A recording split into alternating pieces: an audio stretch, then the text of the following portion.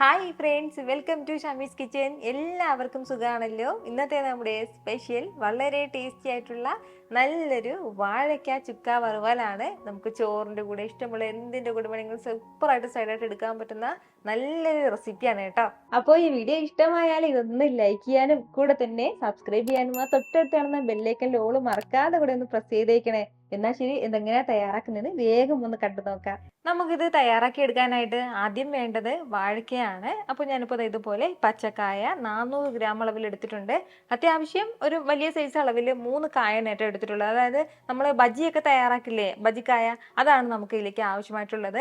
അതല്ല നേന്ത്രപ്പഴത്തിൻ്റെ കായ ആണെന്നുണ്ടെങ്കിൽ അതും എടുക്കാം. പക്ഷേ നേന്ത്രപ്പഴത്തിൻ്റെ കായ വന്നിട്ട് കുറച്ച് ഹാർഡായിട്ടുണ്ടാവും. ഇത് നല്ല സോഫ്റ്റ് ആയിട്ടിരിക്കും കേട്ടോ നമുക്ക് ഈ ബജിക്കായ എടുക്കുമ്പോൾ കിട്ടുന്നത്. അപ്പോൾ അതൊന്ന് അരിഞ്ഞ് വെള്ളത്തിലേക്ക് ഇട്ടിരിക്കുകയാണ്. അതിൻ്റെ കളറൊന്നും മാറാതിരിക്കാനാണ്. ഇത്രയും ആയിക്കഴിഞ്ഞാൽ പിന്നെ വേണ്ടത്, ഞാനിപ്പോൾ ഒരു കടായി ഒന്ന് അടുപ്പത്തേക്ക് വെച്ചിട്ടുണ്ട്. അതൊന്ന് ചൂടായി വരുന്ന സമയം അതിലേക്ക് നമുക്ക് ഒരു 1.5 ടേബിൾ സ്പൂൺ അളവിൽ വെളിച്ചെണ്ണ ചേർത്ത് കൊടുക്കാം. എണ്ണ ഒന്ന് ചൂടായി വന്നാലേ പിന്നെ വേണ്ടത്, അത്യാവശ്യം വലിയ സവാളയിൽ ഒരു സവാള നീളത്തിൽ അരിഞ്ഞെടുത്തിട്ടുണ്ട്, ആ സവാള ചേർക്കാവുന്നതാണ്. അതുപോലെ തന്നെ ഒരു 10ഓളം ചെറിയ ഉള്ളിയും കൂടി.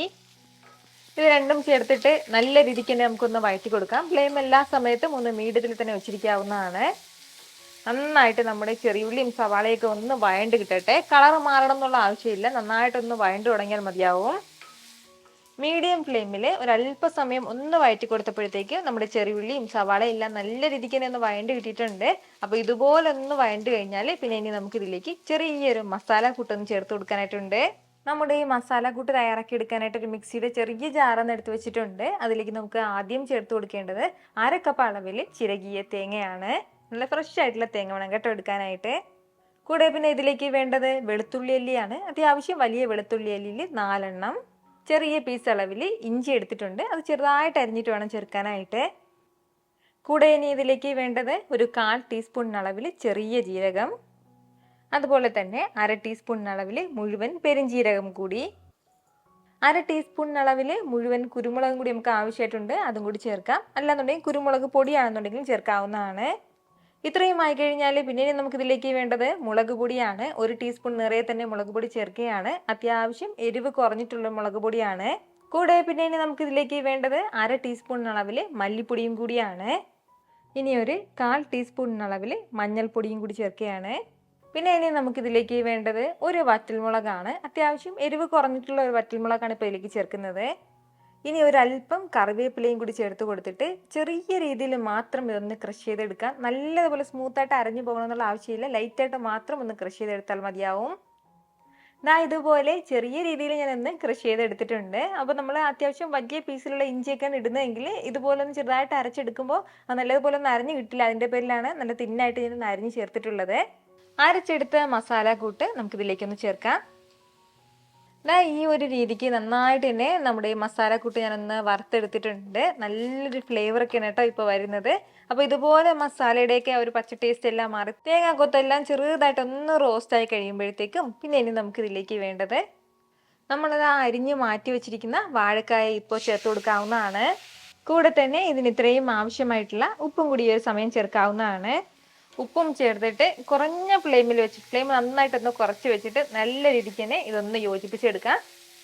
ആദ്യം നമ്മുടെ ഈ മസാല കൂട്ടെല്ലാം വാഴക്കായയിൽ നല്ലതുപോലെ തന്നെ ഒന്ന് പുരണ്ടിട്ട് ഒന്ന് ചൂടായി വരട്ടെ. ഈ ഒരു രീതിക്ക് കുറച്ച് സമയം ഒന്ന് വഴറ്റി കൊടുത്ത് നമ്മുടെ ഈ മസാല എല്ലാം വാഴക്കായയിൽ നന്നായിട്ട് തന്നെ പിടിച്ചിട്ടുണ്ട്. ഇനി നമുക്ക് നമ്മുടെ വാഴക്കായ നല്ലതുപോലെ ഒന്ന് വേവിച്ചെടുക്കണം. അപ്പോൾ അതിന് വേണ്ടിയിട്ട് കുറച്ച് വെള്ളം ചേർക്കാം. 1/2 കപ്പ് അളവിലാണ് ഞാനിപ്പോൾ ഇതിലേക്ക് വെള്ളം ചേർത്ത് കൊടുക്കുന്നത്. അപ്പോൾ കുറച്ച് മാത്രം വെള്ളം ചേർത്തിട്ട് ഫ്ലെയിം നല്ലതുപോലെ കുറച്ച് വെച്ച് നമുക്കിതൊന്ന് വേവിച്ചെടുക്കാം, അടച്ചു വെക്കാം. ഇതിപ്പോൾ നമ്മളിങ്ങനെ ഒന്ന് വേഗം വെച്ചിട്ട് ഏകദേശം ഒരു 5 മിനിറ്റോളം ആയിട്ടുണ്ട്. അത്രയും സമയം കൊണ്ട് തന്നെ നല്ല പെർഫെക്റ്റ് ആയിട്ട് നമ്മുടെ വാഴയ്ക്ക ചുക്ക വറുവലിവിടെ റെഡി ആയിട്ടുണ്ട്. നമ്മളിതിലേക്ക് ചേർത്തിട്ടുണ്ടായിരുന്ന വെള്ളം കംപ്ലീറ്റ് ആയിട്ട് വറ്റിയിട്ട് നല്ലതുപോലെ തന്നെ വാഴക്കായ എല്ലാം സോഫ്റ്റ് ആയിട്ട് വെന്ത് കിട്ടിയിട്ടുണ്ട്. നല്ല ചൂട് ചോറും ഇതുപോലൊരു വാഴയ്ക്ക ചുക്ക വറുവലും ഒരല്പം തൈരും ഉണ്ടെങ്കിൽ പിന്നെ വേറെ ഒന്നും കൂട്ടിനായിട്ട് വേണ്ട.